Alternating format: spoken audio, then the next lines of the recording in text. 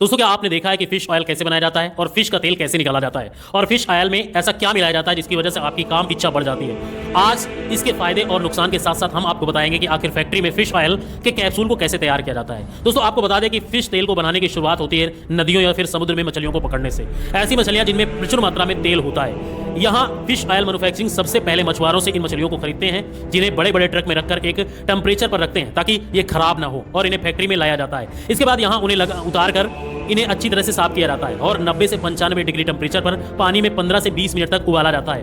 अब थोड़ी सॉफ्ट हो चुकी सभी मछलियों को स्क्रू की तरह घूमने वाली प्रेस नाम की इस मशीन में डाला जाता है। अब जैसा कि मशीन के नाम से समझ आ रहा है कि यहाँ पर मछलियों को अच्छी तरह से प्रेस करने का काम करती है। तो प्रेस होने की वजह से होता यह है कि मछलियों में मौजूद पानी अलग हो जाता है और जो बचा खुचा हिस्सा होता है एक अलग क्षेत्र में निकल जाता है, जिसे इस तरह से केक कहा जाता है। इस कन्वेयर की मदद से और सूखने के लिए फैक्ट्री में ड्राई आउट क्षेत्र में भेज दिया जाता है। यहाँ करीब 75 डिग्री टेम्परेचर पर इसे सुखाया जाता है। इस प्रक्रिया के बाद जो ड्राई फिश का चूरा होता है उसे इस ग्राइंडर में भेजा जाता है, जो उसे जरूरत के हिसाब से फाइनली ग्राइंड कर लेता है। और अब इन सब प्रक्रिया से ग्रो थ्रू होने के बाद ये काफी गर्म हो जाता है। इस वजह से इसे कुछ देर रूम टेम्परेचर पर ठंडा किया जाता है। ठंडा हो जाने के बाद इसे सेग्रीगेशन सेक्शन में भेजा जाता है, जहां जरूरी और गैर जरूरी पार्टिकल को अलग कर लिया जाता है। इस दौरान जरूरी पार्टिकल को भी अच्छी तरह से चेक किया जाता है। क्वालिटी चेक करने की जिम्मेदारी फैक्ट्री के सबसे जिम्मेदार और अनुभवी लोगों के ऊपर होती है, क्योंकि फिश ऑयल न सिर्फ स्पोर्ट्समैन और जिम जाने वाले लोगों को बल्कि सामान्य लोगों को भी रिकमेंड किया जाता है। इसलिए छोटी मोटी कमियों को बहुत ही सीरियसली से लिया जाता है। प्रोडक्शन के दौरान ही सभी कमियों को तुरंत ही दुरुस्त कर लिया जाता है। अब बारी आती है उस लिक्विड की जिसे शुरुआत में प्रेसिंग मशीन से अलग किया गया था।